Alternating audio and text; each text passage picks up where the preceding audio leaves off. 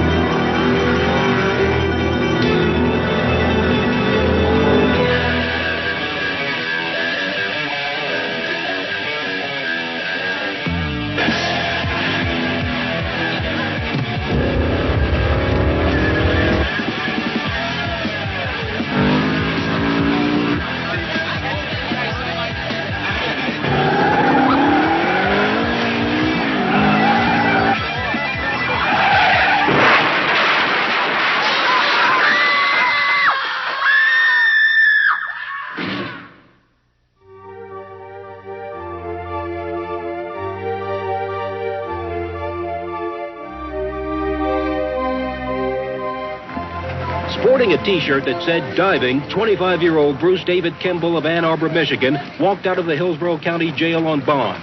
He's charged with 2 counts of vehicular manslaughter. He allegedly rammed his Mazda sports car into a large crowd of young people gathered on Colfrith Road in Valrico. He hits another body. Keeps going. 2 people in the crowd were killed on impact, 16-year-old Kevin Gossick and 19-year-old Bobby Bedell. 2 others received critical injuries, 16-year-old Raymond Kirker and April Bruffy. Kimball reportedly told police he had several drinks before the crash. Kimball wasn't hurt, but one of 2 passengers in his car received minor injuries. The 25-year-old Olympic diver and winner of a silver medal in 1984 was in Tampa to practice for Olympic competition in Seoul. Detectives have questioned Kimball about the accident, but they're not saying much about that conversation.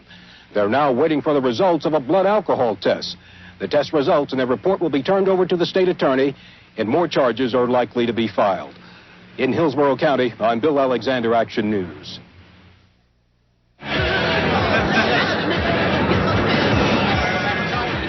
The spot was a pretty normal place. It was away from Brandon, the main part of the town, and it was pretty secluded, pretty safe. So we found it one night. And it started out the kids would hang out there, either on the weekends and during the summer, every night. I'd gone out to the spot. I took 2 of my friends out of there, Jason Hamilton and Kevin Gossett. We'd gone out there and met a couple friends and had been sitting there for maybe an hour and doing pretty normal stuff, pretty much what every other teenager does, meeting girls and talking to friends. I turned to give RJ a hug, to say, "How you doing?" Looked over his shoulder, saw headlights, and was hit. You really couldn't see anything because it was dark, but when the cars would go by, you could see pretty much the whole scene. Really grim scene. A lot of carnage. There were body parts laying around all over the place. But Robbie Bedell was to my right and April's to my left. I couldn't really see April at all because my eye had been swollen shut. I hit my head on the ground, I guess, when I was hit by the car, but Robbie was pretty cut up. He was just, you could tell he was dead right away. And my friend Kevin had been hit at the same time, and he was up the street. The car must have dragged him up the street. We couldn't tell what happened. But I really didn't know then exactly what happened. We had just been standing around, and all of a sudden we were hit. The first thing I saw, of course, was very dark, and there's no street lights down there because it's a dead end. And there were bodies in the road, and there were pieces of bodies in the road. There was blood going down the gutters, streaming down the gutters, and cars everywhere, and smashed. So I looked to my side, and I saw RJ laying there, and I thought he was dead. I didn't know, and I thought, oh my God. And I saw his leg was off. Well, that just put me in a frenzy because I figured his leg's off, and I'm hurting this way. my leg's got to be off, and my life is over. My leg is off. April was just screaming, and I couldn't get her to stop, but I knew she was alive, so I thought, well, I'll just go next. So I crawled until I hit another body, and it was the Kirker boy. I just come on duty that night when I was dispatched to an accident down here at the dead end of Culbreth, which the teenagers commonly refer to as the Spot. They come down here and they gather and socialize and drink and get together. It's a very dark area. There's no street lights. When I arrived, I could see with my headlights a body in the roadway. I stopped my car, called for EMS, and I could see a teenage girl and a teenage boy laying on the side of the road, bleeding very badly from their legs. Both of them had their legs partially severed.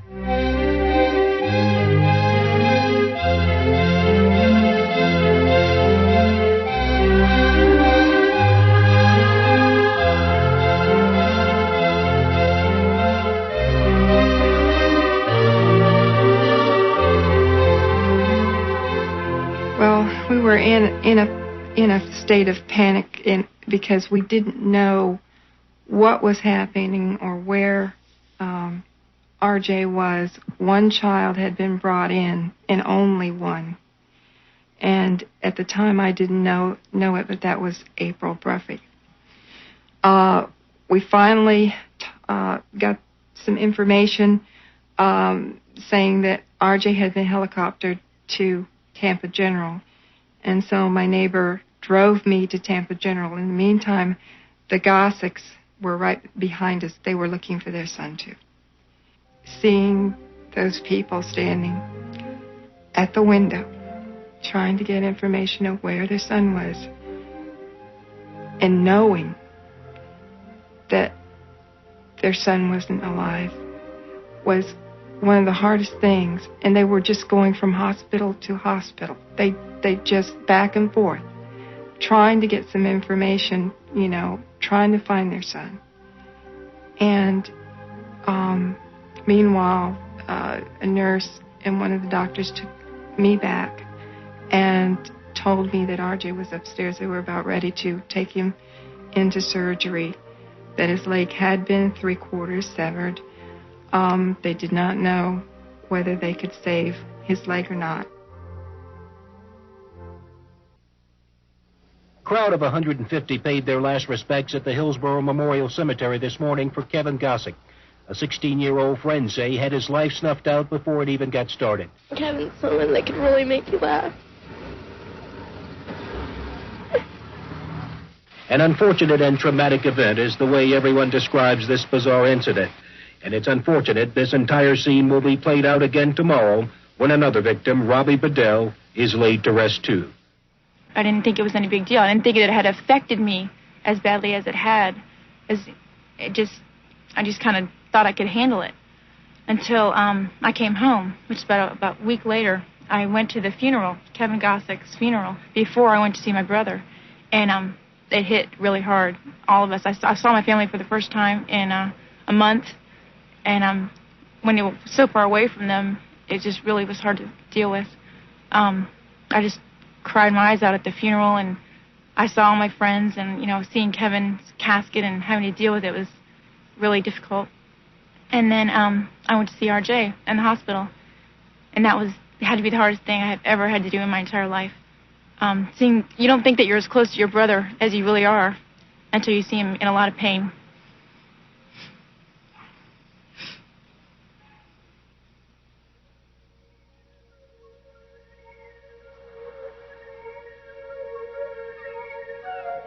I can recall vividly the morning that my wife and I heard about Robbie's death.